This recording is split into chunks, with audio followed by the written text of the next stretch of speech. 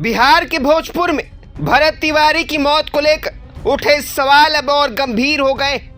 जिस घटना को पुलिस ने एनकाउंटर बताया था, उसी मामले की न्यायिक जांच आयोग की अंतरिम रिपोर्ट सामने आने के बाद बिहार सरकार ने बड़ा फैसला लिया है।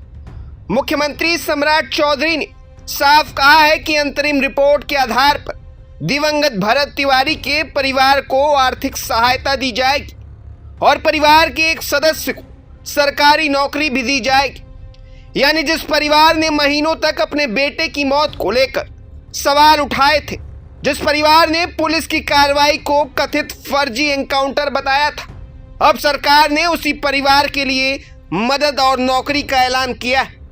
लेकिन सवाल सिर्फ मुआवजे और सरकारी नौकरी का नहीं, सवाल यह है कि आखिर 17 जून 2026 को भोजपुर के बिलौटी गांव में उस दिन हुआ क्या था।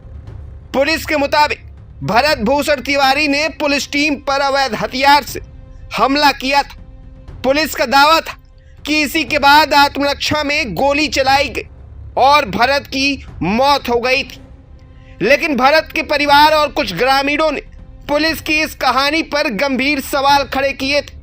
आरोप लगाया गया कि यह एनकाउंटर नहीं बल्कि कथित फर्जी एनकाउंटर है। यही सवाल इतने बड़े हुए कि मामले की न्यायिक जांच करानी पड़ी और अब अंतरिम रिपोर्ट के बाद सरकार ने पीड़ित परिवार के लिए आर्थिक सहायता और एक सदस्य को सरकारी नौकरी देने का फैसला लिया है। इस पूरे मामले में एक और बात बेहद महत्वपूर्ण है। मुख्यमंत्री सम्राट चौधरी खुद 24 जुलाई को भरत तिवारी के परिवार से मिलने पहुंचे थे। भरत की मां आशा देवी, बहन रूबी तिवारी और भाभी सुमन देवी ने मुख्यमंत्री के सामने अपनी बातें रखी थी। परिवार ने अपनी परेशानियां बताई, घटना को लेकर सवाल उठाए और न्याय की मांग की। तब मुख्यमंत्री ने भरोसा दिलाया था कि मामले की निष्पक्ष जांच होगी और जांच में जो भी दोषी पाया जाएगा उसके खिलाफ कानून के मुताबिक कार्रवाई की जाएगी। अब सरकार के इस फैसले ने मामले को एक बार फिर सुर्खियों में ला दिया है, क्योंकि इस केस में कार्रवाई सिर्फ कागजों तक सीमित नहीं। भोजपुर पुलिस ने एनकाउंटर में शामिल एसटीएफ जवान अक्षय कुमार को गिरफ्तार किया है।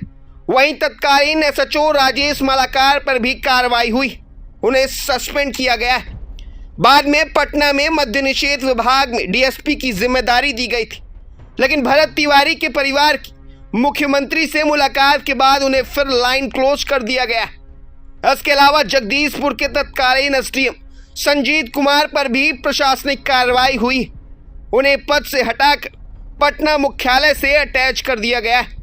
यानी एक तरफ एक गिरफ्तारी हो चुकी, दूसरी तरफ पुलिस और प्रशासन से जुड़े कई अधिकारियों पर अलग अलग स्तर पर कार्रवाई की जा चुकी और अब सरकार पीड़ित परिवार को आर्थिक मदद और सरकारी नौकरी देने जा रही।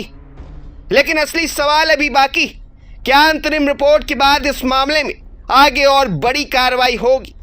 क्या जांच पूरी होने के बाद यह साफ होगा कि उस दिन बिलौटी गांव में वास्तव में क्या हुआ था?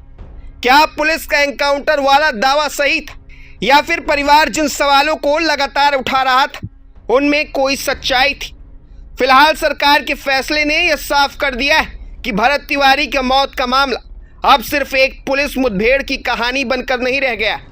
एक परिवार अपने बेटे की मौत का जवाब मांग रहा है, एक जांच आयोग अपनी रिपोर्ट दे चुका है, एक एसटीएफ जवान गिरफ्तार हो चुका है, अधिकारियों पर कार्रवाई हो चुकी और अब पीड़ित परिवार को आर्थिक सहायता के साथ सरकारी नौकरी देने का ऐलान किया गया है।